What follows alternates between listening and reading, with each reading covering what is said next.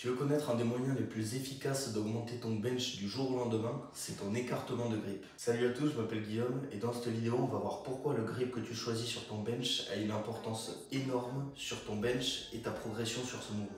Mais avant, je t'invite à t'abonner et activer la cloche pour ne louper aucune de mes futures vidéos. Sans plus tarder, on enchaîne. Déjà, je vais commencer par t'expliquer les avantages et les inconvénients d'un grip large et d'un grip serré et de voir si ça te convient par rapport à ta morphologie. Le gros inconvénient que tu vas avoir avec un grip large, c'est que tu vas largement augmenter ta tension sur tes épaules et sur ta coiffe des rotateurs. Tu auras un peu plus de tension sur tes épaules simplement parce que tu auras un grip large et donc au moment de descendre, tu sens bien, même en faisant ici, que là tu as quand même beaucoup plus de tension que si tu te mettais ici. Le problème que tu vas rencontrer souvent avec la coiffe des rotateurs, c'est que pour terminer ton mouvement et donc aller toucher tes pecs, en général tu vas avoir tes coudes qui vont faire ce mouvement là et donc qui vont partir un petit peu vers l'avant. Et donc ça va placer un petit peu plus de stress sur la coiffe des rotateurs, ce qui sur le long terme n'est pas forcément une bonne chose. Également quelque chose que j'ai expérimenté personnellement, mais ça n'arrive pas à tout le monde, donc c'est à voir pour toi.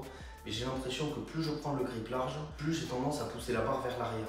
Pousser vers l'arrière sur le bench, c'est quelque chose qui est super intéressant parce que ça te permet d'intégrer au maximum tes triceps, tes épaules et tes pecs. Mais t'as pas forcément envie de pousser cet aspect à l'extrême, dans le sens où si tu pousses vraiment trop en arrière, si tu ne passes pas tes coudes comme ça, en fait simplement la barre va partir en arrière, etc. Donc en fait ça va t'obliger d'être comme ça. Et donc on revient sur ce problème de rotation interne au niveau de la coiffe des rotateurs.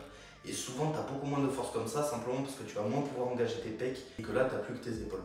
Un énorme avantage du bench en ayant un grip large, c'est tout simplement l'amplitude, parce que tu as beaucoup moins d'amplitude forcément. Il va falloir que tu fasses attention parce que maintenant, à partir de 2023, il y a cette nouvelle règle qui fait qu'il faut que tes coudes soient à 90 degrés, donc il faut que ici, tu as un angle de 90 degrés au moment de toucher tes pecs. Et donc forcément, si tu réduis trop l'amplitude, forcément ta barre ne sera pas validée en compète. A l'inverse, si tu as un grip qui est trop serré, tu auras forcément plus d'amplitude et donc c'est pas quelque chose qui peut être super intéressant d'un point de vue de transfert de force pour la majorité des gens. Également, si tu as un grip qui est vraiment serré, personnellement ça m'est arrivé, donc c'est pour ça que je t'en parle, tu peux avoir en fait un petit peu des douleurs de coude qui commencent à arriver ou quoi que ce soit. Simplement parce que la barre est dans l'alignement de tes coudes. Donc en fait, quand tu vas avoir un grip large, tu vas un petit peu mettre cette tension sur tes épaules, entre guillemets, puisque du coup, à peu près à ce niveau là, tu vois.